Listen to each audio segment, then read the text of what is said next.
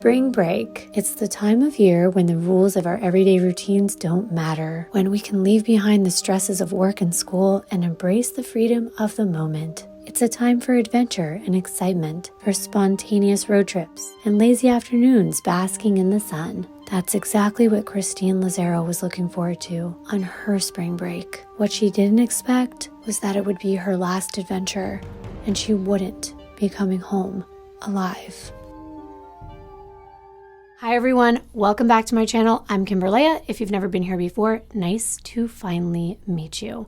This video is another one in my Florida murder series. If you have not seen all of those, I will link them below and at the end of this video. I just want to thank all of you for being so patient. I'm not moved in yet to my new place, but I'm almost there. And I wanted to tell you something funny. Today's the first day I'm leaving my dogs home alone, and they have been barking like crazy. So I came up with an idea, and it actually works, so I'm not kind of feeling like a genius.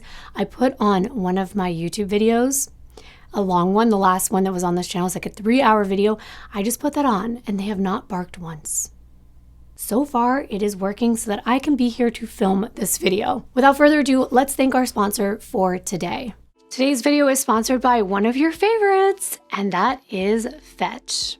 If you've been here for a while now, you know that I love Fetch, and a lot of you have commented that you use it and love it too. I currently have over 27,000 points. Let me know how many you have in the comments.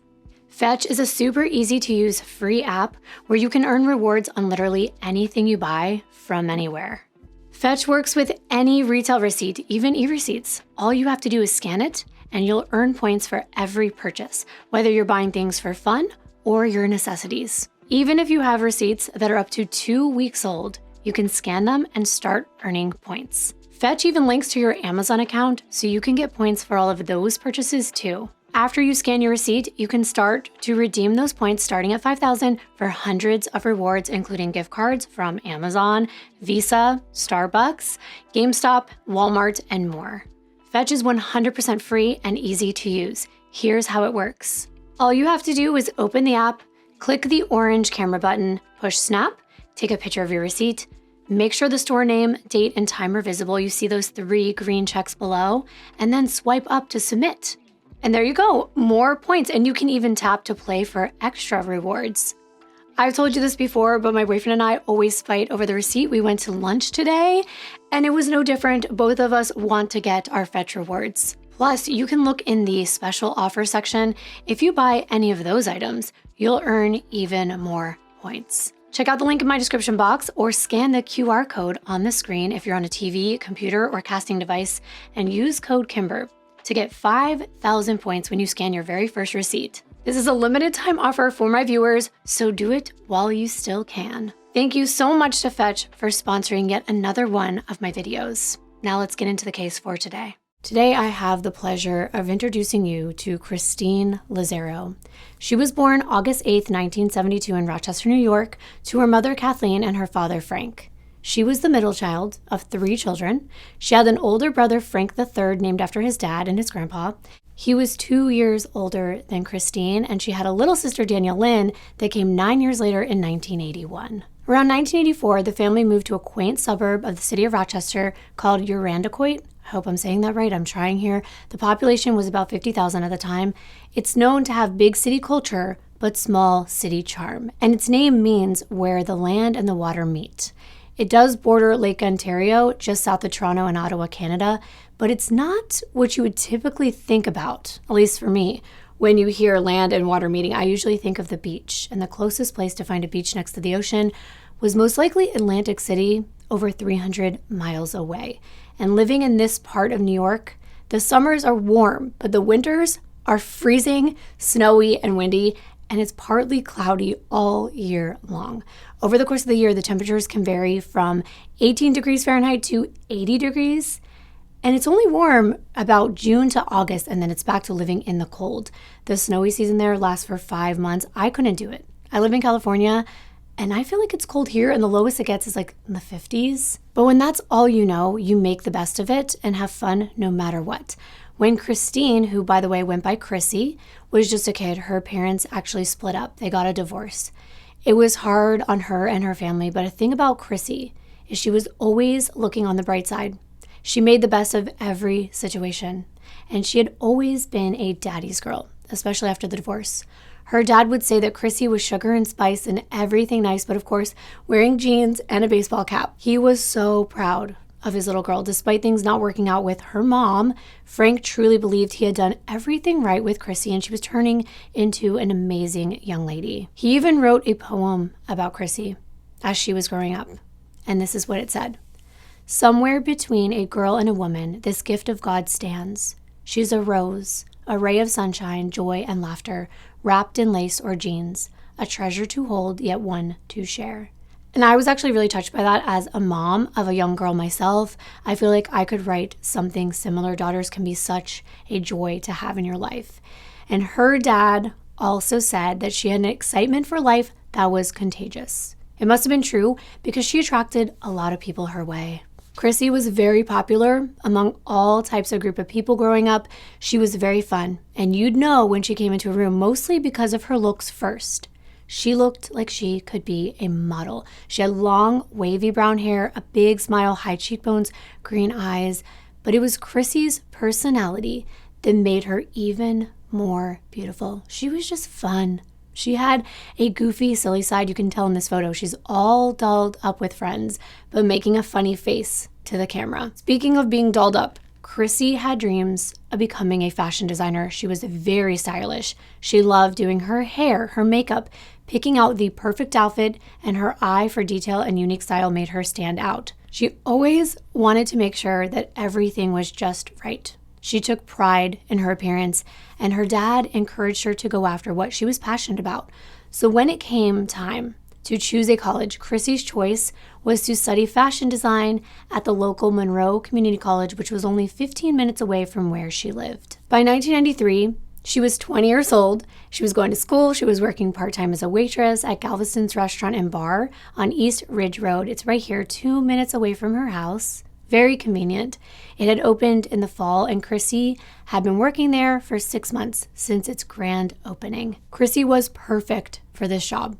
She was very bubbly. She would jump from table to table. She would enthusiastically welcome the guests in as they sat down and tried to make friends with each and every one. Tim Piccolo was her assistant manager at the time, and he'd say that the group of about 20 of them, the employees, they all loved Chrissy. They were like a big family. And she was a hard worker. And she had a good reason to be. She was saving up to move into her own apartment, but she didn't plan to be alone. It was going to be a place that she would share with her very best friends. The 3 girls who knew Chrissy the best, Rita Filippone, Lauren Marotti, and Kelly Pagoni. They were inseparable for many years. They did everything together. If you saw one of them, you saw all of them because they would go everywhere as a group. That's another thing. Christine took pride in being a good friend, a loyal friend, somebody you could always count on. For her, friends meant the world. I had to pause the video really fast to give you all a very important message. I apologize. I accidentally referred to Chrissy as Christy. I know I did it several times throughout this video, and I am so sorry. It usually doesn't happen. For some reason, Christine, Christy, Chrissy, it all kind of blended together for me in this video. So I am very sorry. I try to get everything right every time. I just kept slipping up, and I know it happened more than once. So I wanted to let you know I am aware of the mistake I made. I try my best to respect everyone I speak about in these videos, so I did want to apologize. I hope it does not distract you from this story. By early 1993, Chrissy had just started dating a guy named Carl Jeffries. He played minor league baseball, and she was pretty smitten.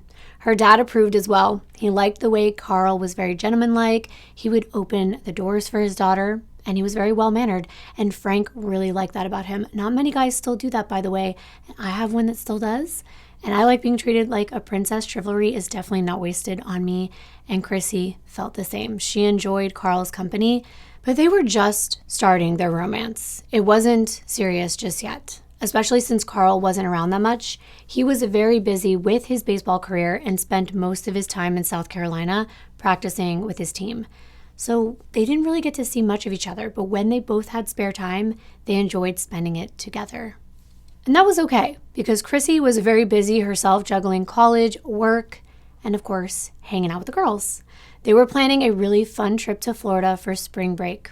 Their sunny destination Daytona Beach, Florida. It's the perfect place to enjoy fun in the sun and so much more. Chrissy loved the beach, and she didn't get to go very often because, like I said, the closest one was probably about 300 miles away. So all she did was talk about this trip. She couldn't wait to get her toes in the sand and bake in the sun. She liked getting a nice bronze suntan. And Daytona is like paradise for someone living in colder weather. Snowbirds flock to the Sunshine State to escape the frigid weather up north. But as a native Floridian myself that knows the coast so well, I wondered, why Daytona though? It's true that Florida beaches are the perfect location to spend your time looking for that tropical vacation experience, but with so many other more popular destinations like Miami or Fort Lauderdale, where I was born, I wondered, how did this small coastal town that's not even in the middle of the Panhandle become so popular? Leave it to MTV. Of course, in 1986, MTV made its first trip to Daytona Beach with the debut of their new show called MTV Spring Break. It launched at the Plaza Hotel in Daytona Beach, and I remember this. I watched this show, and I love researching these cases because I learned so many new facts. This was a live show that MTV used to broadcast for 8 hours a day during spring break. It featured live music performances by famous bands and musicians, plus all the other spring break related antics. Bikini-clad women, alcohol, and lots of hot-looking co-eds. The president of MTV at that time was Doug Herzog. And he said this about being in spring break. He said, spring break is a youth culture event, and we wanted to be part of it for that reason. It makes good sense for us to come down and go live from the center of it, because obviously the people that are there are the kinds of people who watch MTV. And it's true. They were definitely hitting their demographic. But see, by the 1980s, other coastal cities in Florida, like Fort Lauderdale, started to discourage college students from spending their spring and summer breaks on their beaches. It brought a lot of destruction, crime, and chaos to the beautiful cities. Well, the mayor of Daytona at the time, Larry Kelly, he saw this as an opportunity to have his town on the map and invite tourists to his beach instead. It was all about business, but sometimes seeing green can blur your vision to the dangers and downsides of such an open invitation. Daytona actually started to market itself as the destination for spring break for tourists back in 1989. It was a huge moneymaker. A typical spring break in Daytona brought in $160 million back then in a mere 3-month period, and an estimated 400,000 spring break vacationers, mostly college-age individuals who came there to run wild. And I can tell you this, the locals were not fans of this at all. In 1993, the biggest stars at the time were performing on MTV's Spring Break show. Joey Lawrence, remember him? He was the host, and some of the performers were Warren G on his Regulate tour, Stone Temple Pilots, Eminem, Exhibit, and Dr. Dre, just to name a few of them. And of course, this was a major event. Just look at this picture. This is a bird's eye view of one of those performances in what they called the band shell. Kind of looks like a castle. And look at all of those people. However, Chrissy and her friends, they weren't going to Daytona for MTV. They just wanted everything else that came with the spring break capital that MTV had put on the map. Chrissy's trip wasn't until April, which was about a month after MTV was going to be there. It wasn't just the core group of girls that were making their way 1,000 miles from New York to Daytona. It was a group of 17 of them, guys and girls. The plan? Drive in separate vehicles as somewhat of a caravan and get a bunch of hotel rooms at a really cool hotel that's close to the beach and has everything. They picked the Howard Johnson Hotel on Atlantic Boulevard.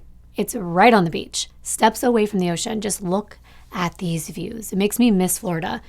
It's called the Plaza Resort and Spa now, but it's close to everything. Lots of bars, restaurants, clubs, music venues, and of course, lots of other spring breakers that are there for the exact same things. The road that it's on is known as A1A, and it's littered with hotels, gift shops catering to out-of-towners, and it was the perfect choice for Christie's group. So what did Frank think of this, his 20-year-old daughter taking a trip so far away from home? Well, he trusted Chrissy. Even though he said she could be impetuous at times, like most young adults are, she was also responsible and firmly grounded. Just 5 weeks prior to the trip, her father was proudly sharing the fact that he was so overjoyed that Chrissy had accepted Christ into her life. Besides that, they were going in a group. What could happen to a group of them? It was as though a piece of home was coming with Chrissy. They'd have one another. They'd be safe. On Friday, April 9th, 1993, the group of 17 Rochester guys and gals got to the beautiful Daytona Beach, Florida beaches to spend the next week having the time of their lives. Chrissy and the girls checked into the room on the 13th floor, and I'm sure there had to be an amazing view. Then they made their way down to A1A to get acquainted with the place that they'd call home for the next several days. By the next day, on Saturday, they were ready for their first full beach day and party night. They didn't really want to go out the night before because they wanted to be well rested and ready to dance all night long at the most popular nightclub in Daytona, Razzles, at 611 Seabreeze Boulevard. So they saved their energy for Saturday night, which was also one of the busiest and best nights to go there. It's still a super popular venue today. Their website says, Razzles is Daytona Beach's hottest nightclub and has been electrifying Daytona Beach for over 3 decades. There's even a dedicated spring break tab on the website. You can click it and it shows you what to expect by visiting Razzles, which they say is the spring break headquarters for over 35 years. It definitely looks like a party to me. It even advertises free drinks until 10 p.m. And this place is packed most nights, where you are literally crammed in shoulder to shoulder. And their Facebook page on February 22nd of this year was looking for security guards for this upcoming spring break season. So it is still jamming. The place is huge too. It's over 15,000 square feet. There's a number of different rooms, tables, booths, lounges, VIP sections, bars, and dance floors to choose from. And the best part is, it was only a 2-minute walk from their hotel, right around the corner, which made it super convenient, especially after drinking all night. At Razzles, you can be 18 to enter, but you must be 21 to consume alcohol. And Chrissy was only 20. But she brought a fake ID with her from New York so that she could bypass the restrictions. And back in those days, it was really easy to get your hands on a fake ID. Not only that, they looked completely different than the driver's licenses do today. I got mine in 1996. I remember mine was paper and it was just laminated. There was not much to it. After spending all afternoon at the beach, the girls headed up to their room. They showered, they did their hair, their makeup, they got dressed, and they headed out in their group to Razzles around 9 p.m. as soon as the doors opened. They got a table, they ordered their drinks, they started dancing the night away, and there's a lot to see and experience in a big nightclub like this. Lots of new people, loud music, and though they did come as a group together, they weren't glued to one another all night. Last call was announced, and the group met back up at the table, and that's when they noticed that Chrissy wasn't there. Her friend Rita jumped into action immediately. During the night, the girls had been separated a number of times, but each time they made their way back together. So Rita just figured that Chrissy was somewhere in the crowd. So she went looking around. She was asking friends if they'd seen her, and one of their friends from their group said they remembered seeing her around midnight, talking to a guy and leaving with him out the front door. So Rita and the girls, they do remember seeing Chrissy walk off a couple times, but figured, you know what, she's gonna be back. And of course, when you're busy having fun, the time kind of slips away, and you don't always keep track of your adult friends' whereabouts. As a matter of fact, none of them were even concerned about Chrissy leaving. In their minds, she was living it up. She was having a good time and maybe continuing the fun elsewhere. No big deal. So they made the 2-minute walk back to their hotel and figured she would surely show up soon. But at some point, the girls drifted off to sleep. And by the next day, Easter morning on Sunday, April 11th, Chrissy still wasn't back. They didn't have cell phones back then. They couldn't reach out by text or calling her, and there was no social media or the Find My Device apps. All you could do was wait. So that's what they did. They were going to wait until Chrissy made her way back to the room. The girls did ask some of their other Rochester friends if Chrissy had crashed with them in their hotel rooms, but she had not. They knew their friend, and they figured, you know what?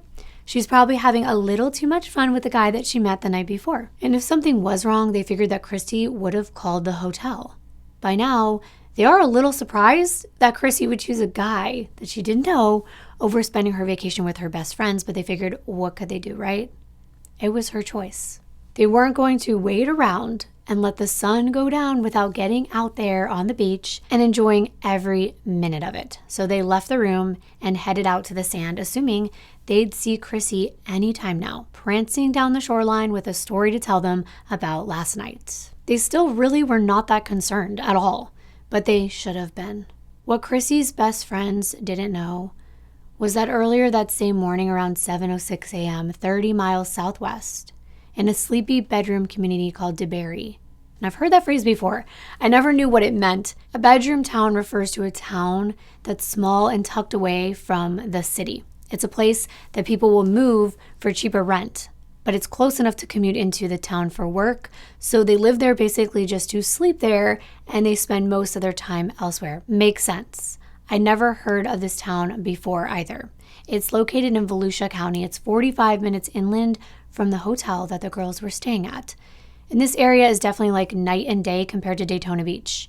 Much more residential and rural in nature. It's spread out with way less going on. And that Easter morning, a resident was on his way to work when he saw a flash of something white in the grass along a very busy road called Dirkston Drive. It was out of place enough for him to stop and take a closer look, so he did. And from his vantage point, he thought he could see a woman lying on the ground. So he raced to the nearest convenience store to call 911. Officers made their way out to the road just outside a wooded residential neighborhood, and sure enough, they see something that appeared to be a deceased human body. A few minutes later, Officer Greg Arthur, crime scene investigator from Volusia County Sheriff's Office, gets a phone call. They tell him to go out to the scene. It was the supervisor of the major case unit that handled homicides in that area. Officer Arthur had been to many crime scenes.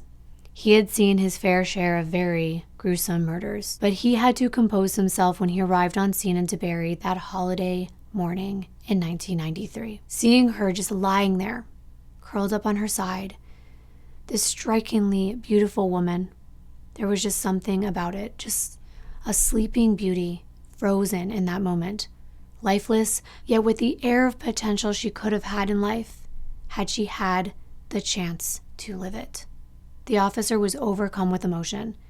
This was someone's child. He had so many questions, but he had to pull it together so that he could find the answers. And the first thing he noticed was the blood. It contrasted against the white baseball jersey that she was wearing. She had it on in this picture with a pair of shorts taken the night before. Hours earlier, she was smiling and laughing with friends, and now it was soaked with her blood. It was pooling underneath her head. She still had her purse in her hand. What was she doing on this road? And who would have wanted to harm her? It's clear that she has been shot, and it appears that the wounds are on her head. But there are no other distinctive marks on her body. Could she have been walking here at night and been ambushed by someone?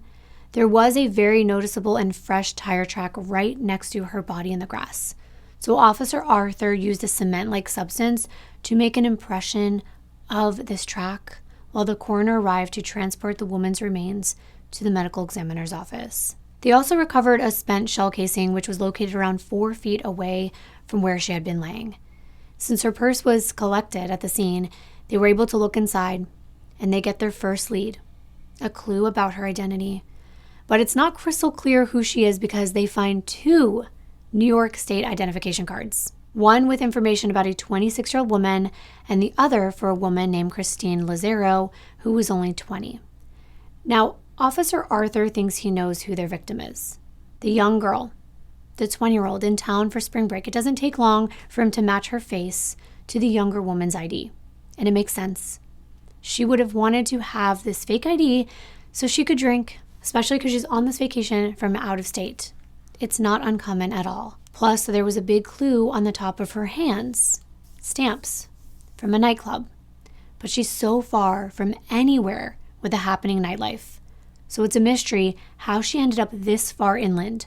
The officer knows she was most likely staying in Daytona. Now he has this dreadful task of notifying next of kin about the devastating reality that their loved one is dead. Frank was the first one to get that call. It was unbelievable to him. He kept saying, no, no, no. That's all he could get out of his mouth. There wasn't anything else to say. It was going to take him a while to come to terms with what the officer was telling him, and they still did not have much information to provide. However, Frank was able to give them some information. He confirmed what Arthur had suspected. Chrissy was on a trip to Daytona Beach with her friends. He gave the officer the name and location of the hotel they were staying at. Chrissy's brother didn't get the chance to hear about his sister's death from a loved one. He saw it on the news. He said he would never forget seeing the EMTs loading a body bag into an ambulance. And that had to be extremely devastating. I cannot begin to imagine the pain of someone you love dying tragically, but to find out about it on TV like that, I can't help but feel so sorry for him. And meanwhile, back in Daytona, it was close to 5 p.m. when the trio made their way back to the hotel room from spending the day at the beach. They had to be back to get ready for dinner reservations that they had made before the trip. They had planned a nice Easter dinner at a fancy restaurant. But where's Chrissy? At this point, the girls start to talk about how they're feeling in regard to the fact that they feel like Chrissy has just abandoned them and all of their plans on this planned vacation. It was a holiday. They were all looking forward to this night. Chrissy had helped pick out the restaurant, plan the event, and she even set out a special dress. It was hanging in the closet. So what's going on? What could be more important than this plan with her closest friends? They just didn't understand it, and it started to annoy them. They were just trying to make sense of it all. I mean, they weren't thinking that their best friend was dead, that's for sure. They thought that she had opted to spend time with someone else. Detective Jody Palermo was assigned as the lead detective on the case. He didn't understand what a spring breaker in Daytona would be doing in DeBerry, nearly an hour away from the beaches, and why she was just left, not even covered up. It was as though she was dumped out of the side of a car door and just left there, thrown away like trash, and that was heartbreaking. What could she have done to make someone do this to her? Well, the only lead that he has is the information given to them by Chrissy's father, so they make their way to Howard Johnson's hotel looking for her friends. Time is not on their side. Those first 24 to 48 hours are crucial, and it had already been 16 hours by the time they set out to find her friends. Kelly, Lauren, and Rita had made it to dinner, but there was just this eerie feeling around them. And Rita just had this wave of fear come over her at one point. She could not just sit there anymore enjoying this night without Chrissy. She turned to the other two girls and she said, "This is serious. Something isn't right. Something's wrong. We gotta go." And they left to go back to their hotel, and that gut feeling was right. When they get to their door, they see a business card in their hotel room door. It's from Detective Palermo, and at this point, they feel a little relieved, but it turns to concern. Like, what had Chrissy gotten herself into now? The girls were thinking she got arrested, maybe for having a fake ID or something worse. They don't have much time to put it together, though, because just as they step inside, the investigators are back at their hotel room door. Without hesitation, one of the investigators pulled them together and said, "Girls, there's no easy way to say this. Christine is dead." That's unbelievable. It was so difficult for them to hear this. That is not what they were expecting. All three of them just stood there speechless. They were in shock. Their minds went completely blank. They didn't know what was going on. Rita actually thought the detective might have been speaking a different language. It sounded like a foreign language to her because it wasn't making sense. But when she looked towards Kelly and Lauren, she knew and just broke down. All three of them broke down, hysterically crying. There were so many emotions and thoughts going through their heads. There's shock, guilt, sadness, and then the realization that they'd never see Chrissy again. They'd never hear her laugh, get her style advice. They were so young and alone and so far from home, and now knowing their best friend is never going back home with them. It was a lot for them to take in. And there's no time to grieve at this moment because detectives need these girls to pull themselves together to help them understand what happened to their friend. And they explain the last time they saw Chrissy. It was the night before at Razzles, and they didn't see her leave, but friends of theirs said that she left the club with a dark-skinned male. He could have been Hispanic or African American, but he wasn't someone in their group. But they do say this. They say Carl, the guy that Chrissy's been seeing, does match that description. He is an African American male. However, he's supposed to be in North Carolina, but it was only a 6-hour drive. So could he have surprised her and come out to Daytona? By 7 p.m., the autopsy report had come back. Manner of death, homicide. Cause of death, 2 gunshot wounds to the head.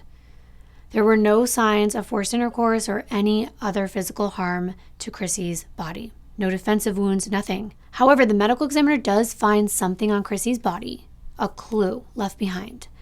Remember the stamp I talked about on her hand from Razzles?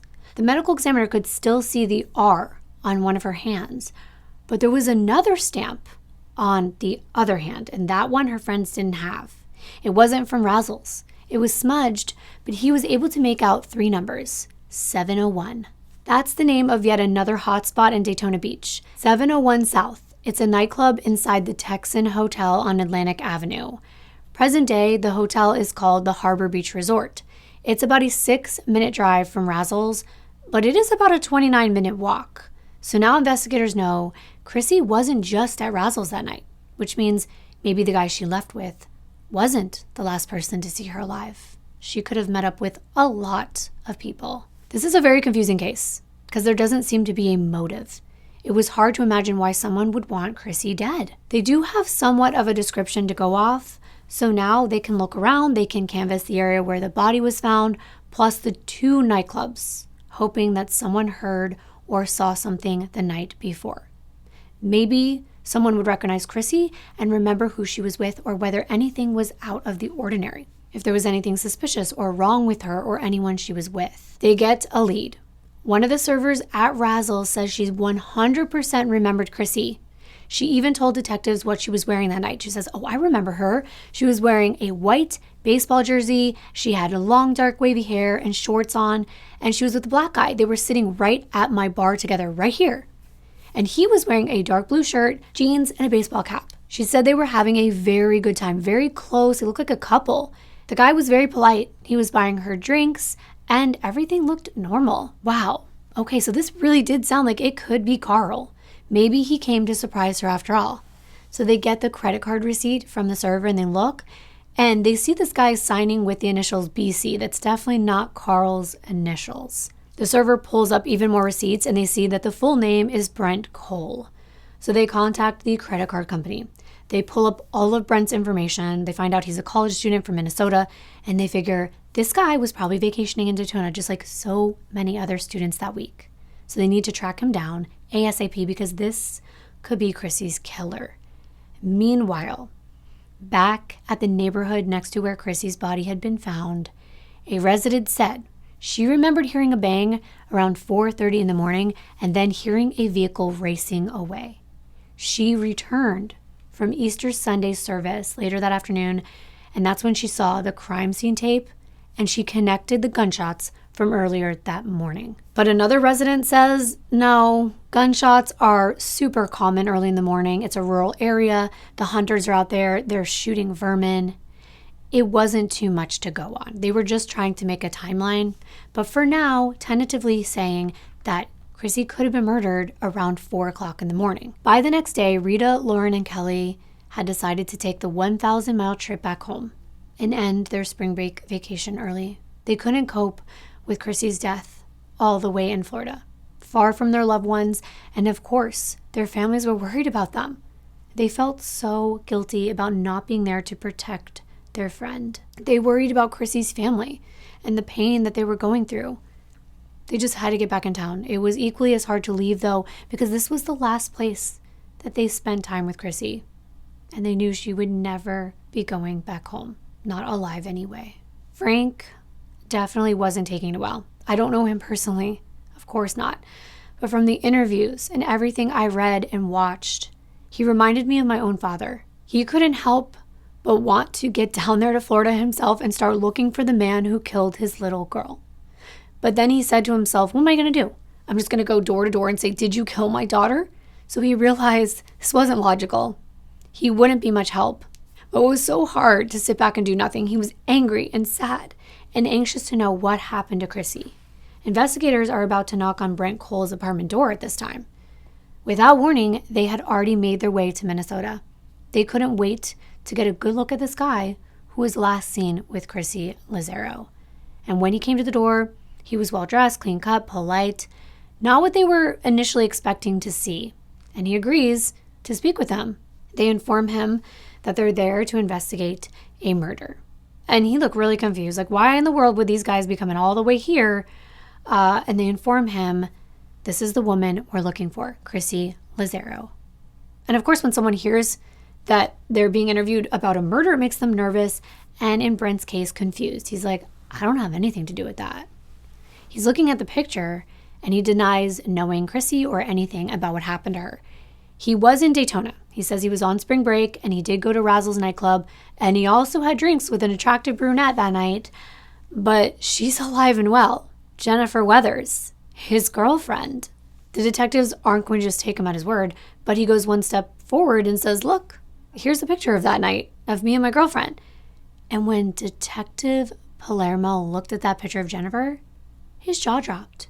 He could not believe the resemblance to Chrissy. It was unbelievable. They could have been twins. And they were wearing the exact same outfit that night. Wow. And Jennifer's there to speak to the detective herself. And she explains that they were there on that Saturday night having drinks at the bar together, but they didn't see Chrissy and they went back to their hotel room together alone. So now everything that the detectives thought they knew about Chrissy leaving the club wasn't accurate. Her friends most likely caught a quick glimpse of Jennifer and Brent, not Chrissy and another guy leaving together. But she did go to the 701 club that night without her friends. How'd she get there though? And who was she with? The friends were re-interviewed, and though they were given this new information, they held strong to the fact they know they saw Chrissy leave with a dark-skinned man that night. And they knew it was her regardless of whether there was another couple that looked similar. They definitely saw Chrissy leave with a similar looking guy. The detectives go to the 701 club and they ask the staff if they recognize Chrissy. They bring a picture with them and they show all of the people, especially the bouncer, the manager at the door, and the manager recognizes Chrissy right away. And there's a reason. It was because of the guy she was with that night. He was giving the bouncer issues as soon as they walked up to the door. His ID didn't quite look right. And the bouncer wanted to ask him a few questions, and this guy kind of took offense to it. He snapped back at the bouncer, and it's the manager's job to keep her patrons safe, and she looked at Chrissy and could tell she was nervous and scared. At that point, the manager made a mental note of this guy's appearance in case anything else were to happen inside the club that night. He was muscular, medium build, he had high cheekbones, dark skin, a mustache, and what she described as having a very distinctive Arsenio Hall style haircut. Now, if you're not familiar, he was a famous comedian and talk show host back then, and to me, it's like a high flat top fade. Tell me what you think. Here's the picture. As you can see, it's unique and distinctive. You definitely remember it if you saw it. So now that they have this feature to go on, they interviewed the staff members from the 701 South Club, and they recalled seeing Chrissy and the guy having a great time together. He was a complete gentleman. She definitely wasn't there against her will. But since they had seen him get kind of loud with the bouncer, who knows what he was capable of? Maybe he had a short fuse and something happened after he had a few drinks in him and they left the bar. The manager is able to provide a sketch artist with every detail that she can recall, and they create a composite and start taking it all over the town asking if anyone had seen this man with Chrissy. No luck. So they released the sketch to the media. Now, this is the one I was able to dig up from old newspaper articles. The ones that I saw on shows were completely different. So I truly believe that this is the one they handed out and plastered all over the news. And it started to bring in a bunch of tips. One was from a guy who said he had seen this man. He frequented strip clubs, according to this guy, up and down the coast of Florida. Last seen in Orange County. So this is the biggest lead that they've had at this time. And investigators go and they hand out flyers with Chrissy's picture and this guy's picture to clubs all over. Regular clubs, bars, and even strip clubs from Daytona to Orange County, which was about an hour away towards the Orlando area. But they still do not get any leads. And on October 17th, a week after Chrissy's body was found, she had been sent back to her family in New York, and they were finally able to lay her to rest. They had a beautiful memorial service at Pittsford Community Church, and over 500 people came out to mourn the loss of Christine Lazzaro. Childhood friends, college friends, family, relatives, coworkers, they piled into the church to pay their respects. Frank was blown away. He said, "Holy cow," when he looked at the crowd. However, Chrissy's mom, Kathleen, declined to participate in the service. A family representative said she was not ready to talk about what happened, so she sat at the back of the church. She was too overwhelmed by her daughter's death, and she wanted to grieve privately. There were about 20 people who spoke about their memories of Chrissy and what she meant to them. Frank said that Chrissy was trusting and curious. She embraced life and explored it. But he had a message for everyone. Something he thought Chrissy would have wanted them to hear. A word of wisdom and caution so that her loss was not in vain. He said that she would have wanted her friends to learn from her murder. His message was, don't drink and drive, don't do drugs, and don't make hasty decisions, with an emphasis on the last one. Frank said, quote, I know for a fact she would say, use the buddy system, end quote. This was in reference to the fact that Chrissy broke away from her friends, that she was left alone. And if someone would have been with her, if someone would have been watching, if they would have used the buddy system to alert one another of their plans to leave and not have left anyone behind, she might still be there. Her dad was haunted by his daughter's voice. He imagined her calling out to him in her final moments, saying, Daddy, Daddy, help me. And knowing that he couldn't be there for her, and that just broke my heart. It's gut-wrenching. A friend of Christie's named Brad Denker didn't want to speak at the actual funeral, but he did send a poem in to the newspaper that he wrote about Chrissy, and I wanted to read it to you. I remember a face of beauty with eyes that would grab your heart, and a smile that shined like a star in a blackened sky. Sounds of laughter and kindness that could enchant a room and bestow happiness on those around her. He ended with, we love you, Chrissy. She was very loved and lost way too soon. Detectives were determined to find the person who did this to her, but every lead that they had went cold. That's when they turned to someone more closer to home, Chrissy's boyfriend, Carl. He did somewhat match the description, and he was only 6 hours away at the time, so they tracked him down to ask him about his whereabouts the week Chrissy was in Florida. His coach made a statement with proof of a roster that showed that Carl was in South Carolina playing a game the night that Chrissy was murdered. But still, there were hours after that were unaccounted for, so they still needed to speak with Carl himself. And it was a good thing they did, because when they do, they get their next lead. They fly out to South Carolina to meet with him, and he's visibly distraught. And just like Frank mentioned, Carl is very polite. He cooperated fully, and unbelievably, he tells the detectives he spoke to Chrissy the night she was murdered. No, he wasn't in Daytona, but she called him around sometime in the middle of the night. He was asleep when he answered, and he estimated it was between midnight and 2 a.m. She sounded just fine. Bubbly, happy, told him she was having a great time, but she missed him and wanted to reach out and say hello. He said they chatted for about 30 minutes. Detectives asked if he could tell where she was calling from, and he said he was sleeping and there wasn't much he could say. He didn't hear a lot of loud noise in the background. It wasn't a bar, but he could hear a TV on, and he didn't hear anyone else. Back then, in order to make a long-distance phone call, especially when you're like out of town, you buy what's called a calling card. It basically has minutes on it, and you type in a number before the number that you want to call and be connected to, and that's how you pay for long-distance charges. Well, Christine had one of these, and they traced the calling card, and they see that late-night call. It was at 1:30 in the morning, but they can't trace where it came from. But the Club 701 South is in the Texan Hotel, and the timeline would match up. If Chrissy left Razzles around midnight and made her way to the Texan, she could have placed that call either before going to that club or afterward. And maybe she was with someone that was staying at the Texan, and she was in their room. It had been 10 days, and they were still no closer to knowing what happened to Chrissy. And that's when Chrissy's friends give detectives some information that they thought was not that important in the beginning, but maybe now it would be. Remember the first night the girls got there and they kind of laid low? Well, Chrissy kind of didn't. She went down to the hotel bar all by herself to get a drink, alone. And when she came back, she told the girls that she met a really hot bartender named Scott Hinson. Now, the girls had already mentioned this to police, but when they said he was white, they ruled him out because it wasn't a priority to check on since she was seen with a dark-skinned man leaving the club that night, or so they thought.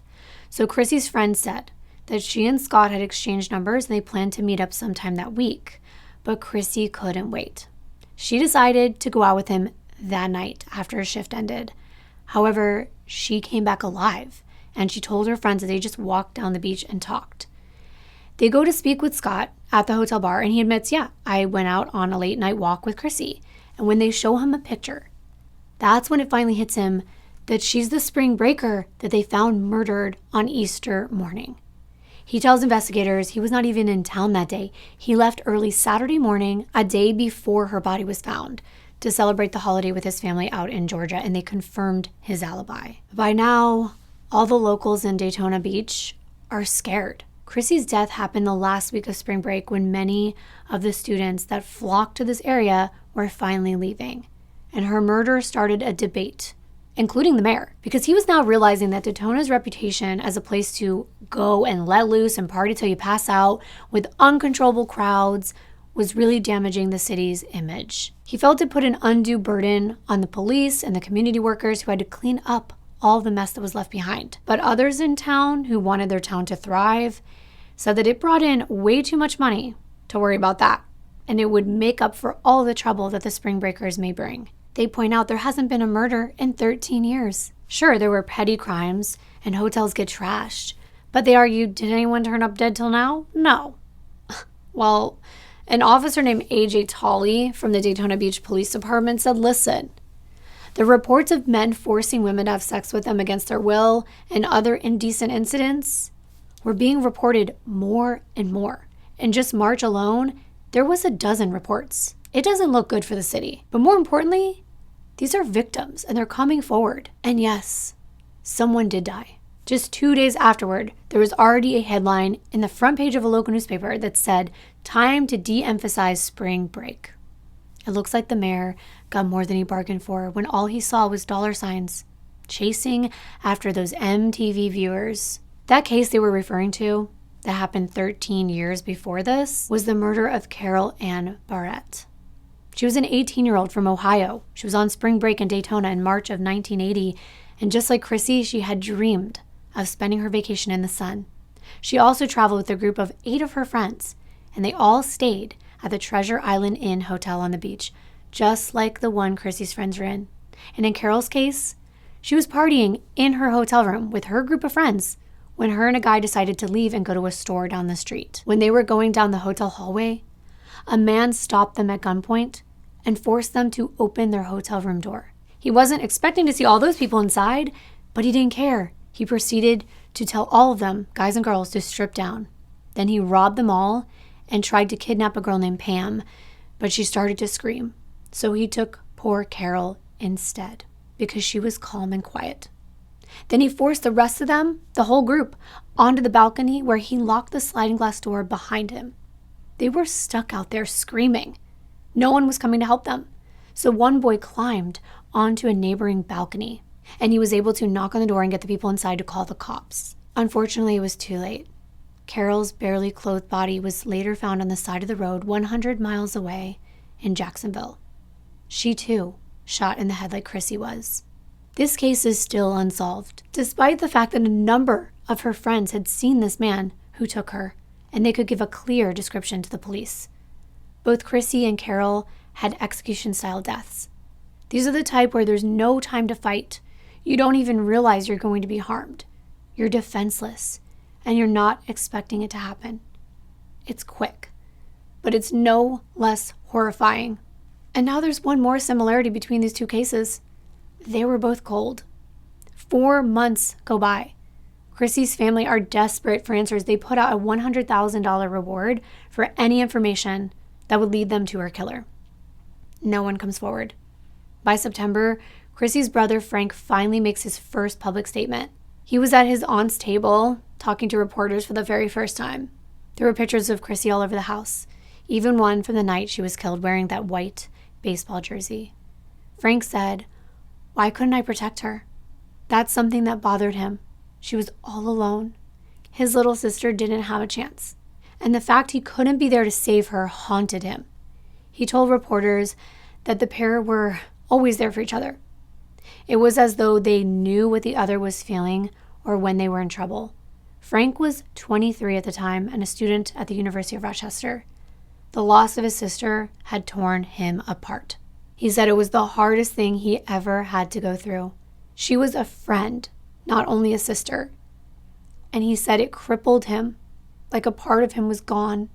And he wanted to make one thing clear. It wasn't Chrissy's fault that she was killed, because many people had questioned why she left without her friends that night. And they placed blame on her. Frank said that tarnished his sister's memory, and that she was portrayed poorly by the media as an underage partier, a boozer, and even a drug addict, and she wasn't. He said she was a typical 20-year-old. She was doing what everyone else her age was doing. And it is something that happens. Victim blaming. She should have done that. She could have done this. And I know it's easy to judge, but we don't know what position she was in. We don't know what we would have done in a similar position, but we can only learn from these situations. And that is one of my goals in telling these stories. It is not Chrissy's fault that she was murdered. Only person that's responsible for that is the evil person who chose to commit that crime. And she wasn't a bad person. As a matter of fact, she was someone that was always there for others. She was the type to never say goodbye without saying she loved you. Frank recounted a time when he was really sick, and Chrissy was by his side all night. She even fell asleep on the floor next to his bed, taking care of him. His message was, don't take things for granted. Don't take the people you love for granted. He said that the relationships he has, he treasures more than ever, because you don't know how long they will last. He also mentioned he was trying to heal, and that he thinks Chrissy would have told him, go live your life with the energy and excitement that she did. He was trying. And he ended with, someday I hope I can do that. And it's so bittersweet. I think it's a great takeaway. We don't know how much time we have with anyone else, so cherish every moment. And in this case, those moments went by. Months turned into years. And Chrissy's family and investigators held onto the hope that one day, with advanced technology or some other method, her murder would be solved. It wouldn't be until 2010 when someone who was keeping a secret about Chrissy's murder would finally be compelled to reveal the truth. 17 years after Chrissy was found dead, a call came in to Volusia County Sheriff's Office. It was April 20th, 2010. Warden Burl Kane from Louisiana State Penitentiary was on the other end. This penitentiary is better known as Angola. You might have heard that name before. It's the name of the slave plantation the prison is built on. It's a very famous prison. And the warden there at the time held the key to solving the case. A key to an inmate's cell, that is. Inside, they were housing 38-year-old Romalis Gordon. He was serving 2 back-to-back life sentences for being caught on CCTV robbing Lucky's Truck Stop Casino in Louisiana and murdering 2 women, execution style. Assistant Manager Schaefer Francis, a 29-year-old mother of 2, and a 64-year-old woman named Brenda Granny Robertson. She was an unarmed security guard. Romalis was a regular there in 2006 when the crime occurred.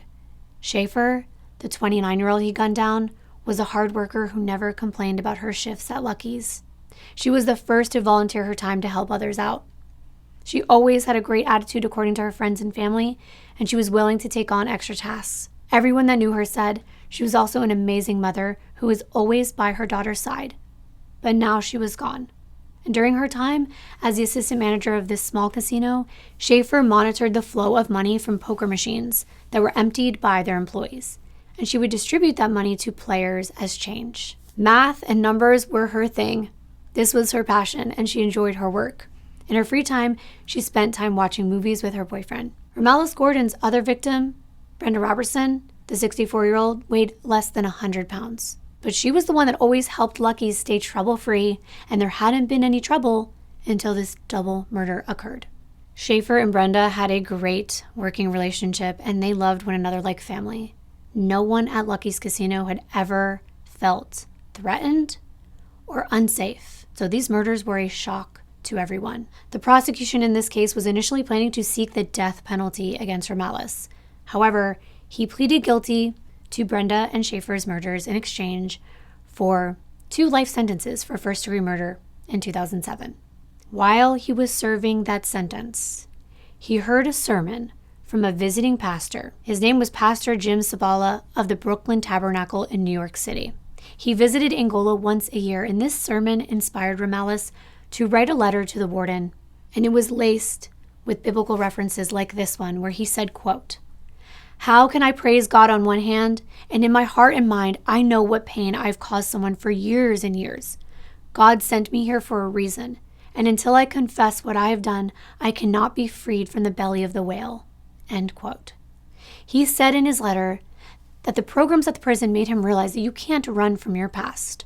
He wrote, "All my family problems and sickness were because of my secret. I want to confess what I have done. I have all the details that only the murderer would have.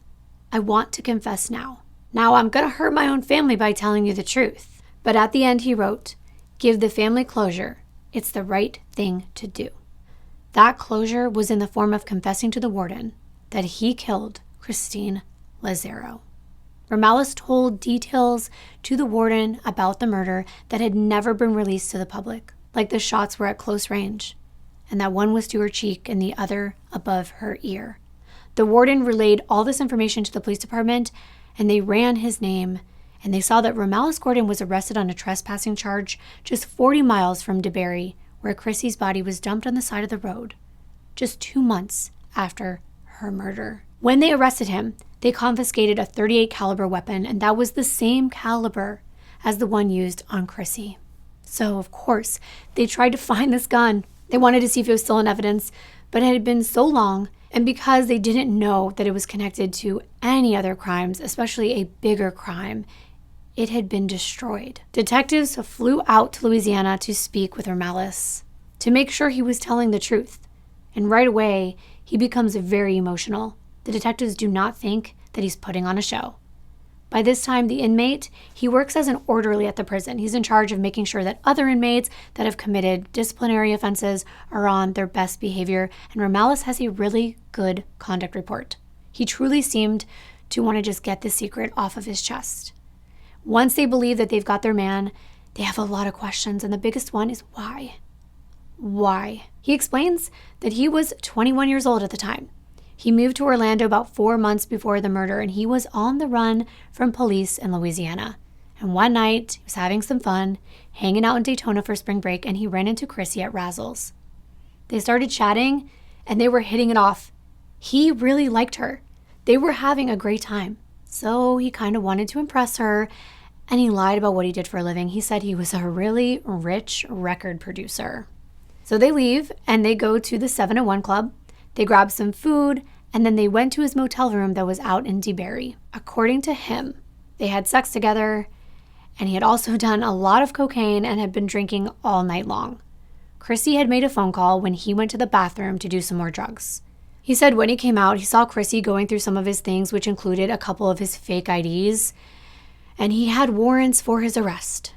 He was using an alias at the time. So when he saw her doing this, he believed, in the state of mind he was in, he was super paranoid. He believed she was going to turn him in. At first, he said he was just going to drop her back off in Daytona Beach, but instead, he just freaked out, according to him, on the way to drop her off, and he told her to get out of the car, and that's when he ended up taking her life instead. Wow.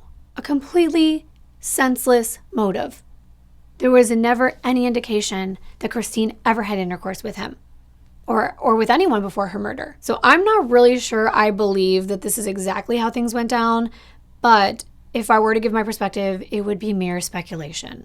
We will never know the truth. I just kind of find it hard to believe because it really reminds me of the Samantha Josephson case, and we all know there was a big struggle in that one and not in this case. Romales wrote a letter to Chrissy's dad asking him for forgiveness, and it was something that wasn't easy for Frank to read or to come to terms with. How could he forgive this man that had callously taken his innocent daughter's life? But he's a Christian, and he thought about it, and he realized he wasn't the ultimate judge. So he was able to extend forgiveness to this man. But Chrissy's friends did not feel the same way, and I think I have to lean more towards siding with her friends on this one. After hearing that someone had confessed to Chrissy's murder, it brought them back to that day in that hotel room when they first got the news. Rita said she hates Romales. She doesn't matter if he's sorry. It doesn't bring Chrissy back. It doesn't fix anything. And Kelly said she's thankful that he confessed, but she believes that he should pay for taking away their friend and for taking someone's life, and he will pay. He is paying. A year later, on May 25, 2011, Romales Gordon pleaded guilty to Christine's murder. He was given yet another life sentence in Angola prison, And this was a case that Detective Palermo, who was now retired by that time, had never forgotten. So he was so happy that the family could get closure, and also to know that Chrissy's killer was behind bars forever. He doesn't think this case would have ever been solved. They put so much work into it, but without this confession, they would probably never know who killed Chrissy. This was another very sad case. My heart goes out to all of Chrissy's friends and family members. Thank you all for spending time today hearing Chrissy's story. And let's remember to never leave any of our friends behind. Thank you so much. I will see you in one of my next videos. Bye.